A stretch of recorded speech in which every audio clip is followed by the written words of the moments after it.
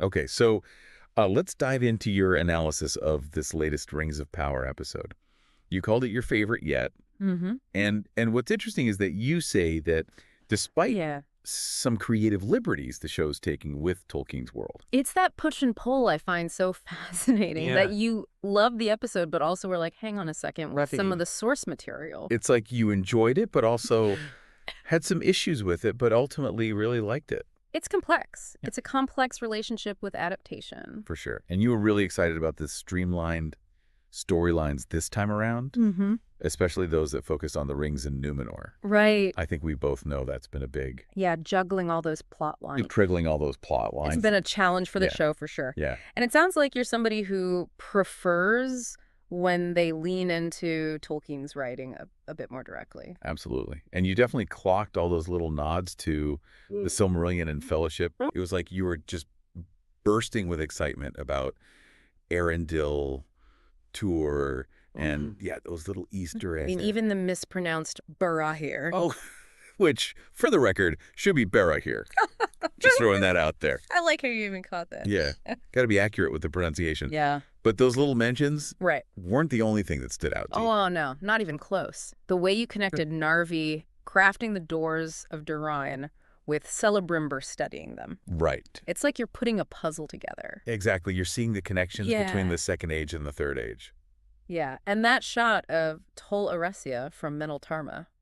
Oh, beautiful. And you even linked it directly to the passage from the book. Right. Like dedicated fan right there. Yeah, exactly. You weren't just watching the show. You're having a whole other experience. Or living it. Yeah. But it wasn't all sunshine and rainbows this week. Right. You definitely had some critiques. Sure. Especially when it came to that Numenorian storyline. Pharazôn's rise to power seemed to be a major sticking point for you. Yeah, and I think understandably so. Right. Because it really deviates from Tolkien's line of succession in Numenor. Yeah, it does. But here's where I thought your analysis was really interesting. Oh. You were surprisingly engrossed by Valandil's death. Yeah. Which I thought was a really fascinating take. Yeah, it got me too. I was like, whoa. Yeah. Didn't expect that. Yeah, it was like a real, oh, wow, they actually went there moment. It's risky, though, right? Yeah. To deviate from expectations like that. Right. But I think in this case, it worked because it made the story feel less predictable. For sure. And it just goes to show that even, like you were saying, seemingly insignificant characters can have a huge impact. Yeah, totally. And speaking of characters who kind of defy expectations, let's talk about Disa. Oh, yeah. You had a lot to say about her, which I thought was really cool. She's a great character. Yeah, and she's not even from the books. Yeah. Right? She's a new creation for the show. Yeah. So it's even more interesting that you liked her so much. Yeah, I think the writers did a good job with her. What was it that you connected with the most about her? Well, you mentioned how much you enjoyed seeing her challenge Durin, and I think that's a big part of it. Yeah, she's not afraid of him. Right. She's not just like a yes, Yeah. dear kind of character. Totally. And I thought you made a really good point about how she's a powerful figure in her own right. Oh, absolutely. With that connection she has to the mountain. Yeah, she's like the heart of the mountain in a way. Yeah, exactly. Which is something we don't often see explored in fantasy. And speaking of powerful forces, your take on Sauron's influence in this episode was chilling. Well, he is Sauron, right? The deceiver, I know, but master manipulator. The way you picked apart how he was playing everybody. Yeah, he's got his fingers in all the pies. It's great. That's what he does.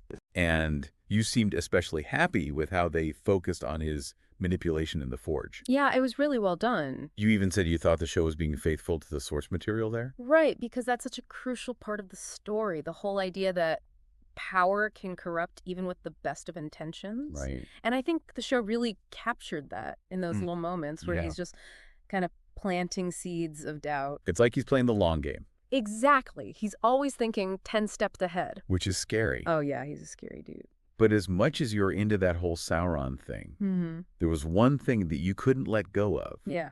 The 9 rings for men. Right. That really tripped you up. It's a departure from the books. Yeah. Because in Tolkien's writing, it wasn't like this structured thing where they set out to make 9 for men and 7 for dwarves. Yeah, like that whole 3 rings for the Elven Kings. Right, exactly. 7 for the Dwarf Lords. Like, that's not really... It's a simplification for the show. So that was a choice, huh? Seems like it. Interesting. And, it makes me wonder, what does that mean for the show going forward? That's the big question, isn't it? Because they made a choice to deviate from the lore there. Yeah, and you usually don't just do that for no reason. Exactly. There's got to be a reason. Or up to something. Okay, so that's going to be something we'll have to watch out for. Absolutely. Keep an eye on that. Well, you have given us a lot to think about, a lot to unpack with this episode. I love how you kind of wrestled with enjoying it. Because it's tough, right? Yeah. When you love the source material, but then the show it's like, but makes changes. Right. Sometimes those changes work, and sometimes they don't. Yeah, it's a tough line to walk, for sure. Well said. And to all our listeners out there, thanks for joining us on this deep dive. Always a pleasure. And be sure to let us know what you think. Yes. Is it okay to deviate from the source material? How much is too much? How much is too much? Yeah, where do you draw the line? Let us know. We'll be back next time with another deep dive. See you then.